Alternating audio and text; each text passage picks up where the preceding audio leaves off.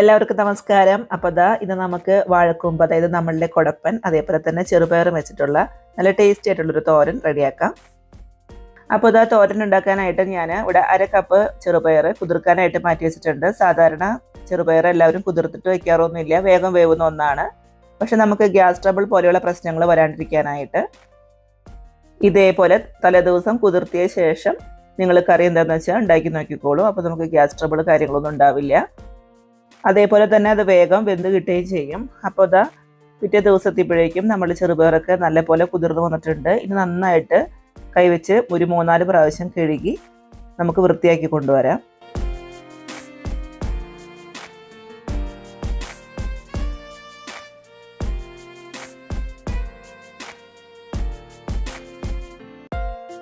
ചെറുപയറൊക്കെ കഴുകി വൃത്തിയാക്കി കൊണ്ടുവന്നിട്ടുണ്ട്. ഇനി കുക്കറിലിട്ട് വേവിക്കേണ്ട ആവശ്യമൊന്നുമില്ല. നമുക്ക് ഇതേപോലെ കുഴിയുടെ ഒരു പാത്രത്തിൽ ഇട്ട് വേണം വേവിക്കാനായിട്ട്. അതിലേക്ക് പാകത്തിന് ഉപ്പ്, അതേപോലെ മുങ്ങാൻ രീതിയിൽ വെള്ളം ഒഴിച്ചുകൊണ്ട് നമുക്ക് അടച്ചു വെച്ച് വേവിക്കാം. ചെറുപയർ നമുക്കൊരു 3/4 ഭാഗത്തോളം വെന്താൽ മാത്രം മതി, ഒരുപാട് വെന്തുടയാനൊന്നും പാടില്ല. ഇത് നാട്ടിൽ നിന്ന് കൊണ്ടുവന്ന കൊടപ്പനാണ് കേട്ടോ, വാഴക്കൂമ്പ് എന്നൊക്കെ പറയും ചില സ്ഥലങ്ങളിൽ. ഇതിൻ്റെ പോളയൊക്കെ ഇതേപോലെ പൊളിച്ചു കളഞ്ഞ് നമുക്ക് വൃത്തിയാക്കി കൊണ്ടുവരാം. അപ്പോൾ ഇതിനു മുമ്പ് നമ്മൾ വാഴക്കൂമ്പ് വെച്ചിട്ട് നല്ലൊരു തോരൻ ഉണ്ടാക്കിയിട്ടുണ്ടായിരുന്നു. അപ്പോൾ അതിൽ നമ്മൾ ഇതെങ്ങനെയാണ് മുറിക്കുന്നതെന്നൊക്കെ കാണിക്കുന്നുണ്ട് കേട്ടോ.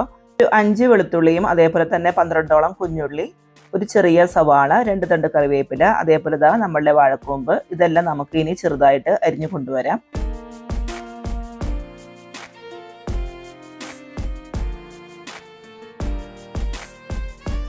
അപ്പോൾ എല്ലാം നമ്മൾ സെപ്പറേറ്റ് അരിഞ്ഞ് മാറ്റി വെച്ചിട്ടുണ്ട്. നമ്മുടെ വാഴക്കൂമ്പിലേക്ക് പാകത്തിന് ഉപ്പും അതേപോലെ തന്നെ 1 ടേബിൾ സ്പൂണിൽ കുറച്ച് വെളിച്ചെണ്ണയും കൂടി ഒഴിച്ച ശേഷം നല്ലപോലെ കൈവച്ച് ഇതേപോലെ ഒന്ന് ഞെരടി മാറ്റി വയ്ക്കാം.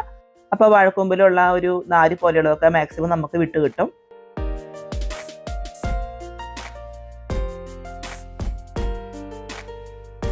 അപ്പോൾ ഈ ഒരു സമയത്ത് നമ്മളുടെ പയറൊന്ന് തുറന്ന് ഇളക്കാനായിട്ട് മറന്നു പോകരുത്. പയറിൻ്റെ വേവൊക്കെ നോക്കാം, വെന്തുടയാനൊന്നും പാടില്ല. നമുക്ക് ഈ കൊടപ്പനും കൂട്ടിയിട്ട് നല്ലൊരു തോരൻ റെഡിയാക്കേണ്ടതാണ്. അപ്പോൾ ബാക്കി വേവ് നമുക്ക് കൊടപ്പൻ്റെ കൂടെ വേവാനുള്ളതാണ്. അപ്പോൾ മെല്ലെ ഒന്നെടുത്തിട്ട് ഞെക്കി നോക്കാം. ഇത്തിരി അമർത്തി ഞെക്കുമ്പോൾ ഇതേപോലെ പൊടിഞ്ഞു വരുന്നുണ്ട്. ഈ ഒരു രീതിയിൽ നമുക്ക് വെന്ത് കിട്ടിയാൽ മതി. അപ്പോൾ നമുക്ക് സ്റ്റൗ വന്നത് മാറ്റാം. തോരൻ ഉണ്ടാക്കാനായിട്ട് വലിയൊരു ഉരുളി വെച്ചിട്ടുണ്ട് കേട്ടോ. ഇതിലേക്ക് ഒരു 3 ടേബിൾ സ്പൂണോളം വെളിച്ചെണ്ണ ഒഴിച്ചു കൊടുക്കാം. വെളിച്ചെണ്ണ നന്നായിട്ട് മൂത്ത് വന്ന് അതിലേക്ക് 1 ടീസ്പൂണോളം കടുകിട്ട് പൊട്ടിക്കുക. അപ്പോൾ കടുകൊക്കെ പൊട്ടി വന്നിട്ടുണ്ടെങ്കിൽ ഇതിലേക്ക് നമുക്ക് ഒരു 1/4 ടീസ്പൂണോളം ചെറിയ ജീരകം ഉണ്ടല്ലോ, അതും ചേർത്തി അതൊന്ന് മൂത്ത് വരുമ്പോൾ അതിൻ്റെ കൂടെ നമ്മൾ നേരത്തെ അരിഞ്ഞു വെച്ചിട്ടുള്ള ചെറിയ സവാള, അതേപോലെ തന്നെ വെളുത്തുള്ളി ഒന്ന് ഇളക്കി കൊടുത്ത ശേഷം നമ്മൾ നേരത്തെ അരിഞ്ഞു വെച്ചിട്ടുള്ള ചെറിയ ഉള്ളി ഉണ്ടല്ലോ, ഒരു 12ഓളം കുഞ്ഞുള്ളി ഉണ്ടായിരുന്നു, എല്ലാം ചേർത്തിട്ട് നമുക്കൊന്ന് മൂപ്പിക്കാം.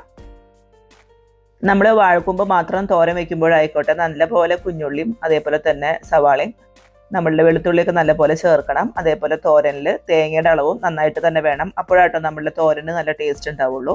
എടുത്തു വെച്ചിട്ടുള്ള 2 തണ്ട് കറിവേപ്പില, അതേപോലെ തന്നെ എരിവിനായിട്ട് നമ്മളിവിടെ 3 പച്ചമുളക് മാത്രമേ ചേർക്കണുള്ളൂ. ഇതും കൂടി ചേർത്തി നല്ലപോലെ ഒന്ന് മൂപ്പിച്ചെടുക്കുക. അപ്പോൾ ഇതെല്ലാം പാകത്തിനൊന്ന് മൂത്ത് കിട്ടിയിട്ടുണ്ട്. ഈ ഒരു രീതിയിൽ മൂത്താൽ മതി കേട്ടോ. ഇനി പൊടികളായിട്ട് നമുക്ക് 1/2 ടീസ്പൂണോളം മഞ്ഞൾപ്പൊടി മാത്രമേ ഉള്ളൂ, അതും കൂടി ചേർത്തി പച്ചമണക്കൊന്ന് മാറുന്ന വരെ ഒന്ന് ഇളക്കുക.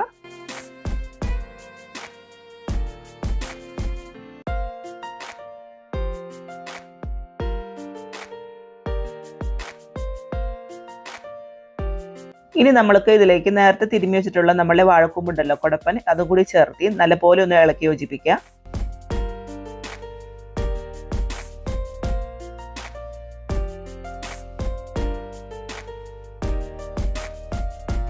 അപ്പോൾ നല്ലപോലെ ഇതേപോലെ ഒന്ന് ഇളക്കി യോജിപ്പിച്ച ശേഷം എല്ലാം കൂട്ടി ഇതേപോലെ ഒന്ന് തട്ടിപ്പൊത്തി വയ്ക്കുക. എന്നിട്ട് ചെറിയ തീയിൽ കുറച്ച് നേരം ഒന്ന് അടച്ചു വെച്ച് വേവിക്കാം.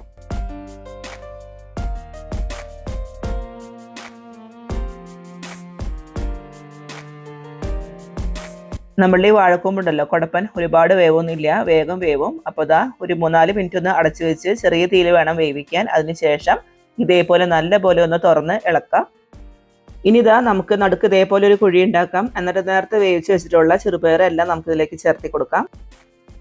അപ്പോൾ ഇതിൻ്റെ കൂടെ തന്നെ നമുക്ക് വലിയ 2 പിടി തേങ്ങ ചിരവതും കൂടി ഇട്ട് കൊടുക്കാം.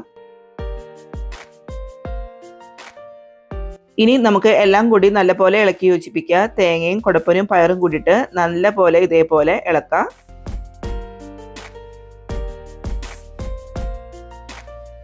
അതിനുശേഷം വീണ്ടും ഇതേപോലെ ഒന്ന് തട്ടിപ്പൊത്തി നമുക്ക് 2 മിനിറ്റ് ഒന്ന് അടച്ചു വെച്ച് ചെറിയ തീയിൽ ഒന്ന് വേവിക്കാം.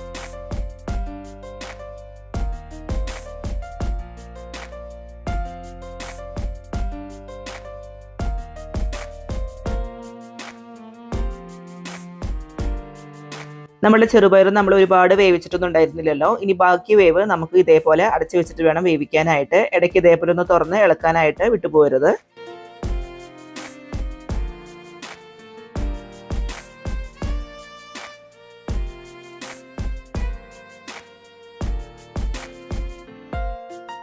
ഈ ഒരു സമയത്ത് ഉപ്പൊക്കെ നോക്കാം, പോരാത്ത ഉപ്പൊക്കെ ചേർത്തി കൊടുക്കുക. നമ്മൾ ചെറുപയർ വേവിക്കുമ്പോഴും കുറച്ച് ഉപ്പൊക്കെ ഇട്ടിട്ടുണ്ടായിരുന്നു. അതേപോലെ തന്നെ കുടപ്പൻ വേവിച്ചപ്പോഴും നമ്മൾ കുടപ്പനിൽ കുറച്ച് തിരുമ്മി വെച്ചിട്ടുണ്ടായിരുന്നു. അപ്പോൾ നോക്കിയിട്ട് മാത്രം പോരാത്ത ഉപ്പ് ചേർത്തി കൊടുക്കുക.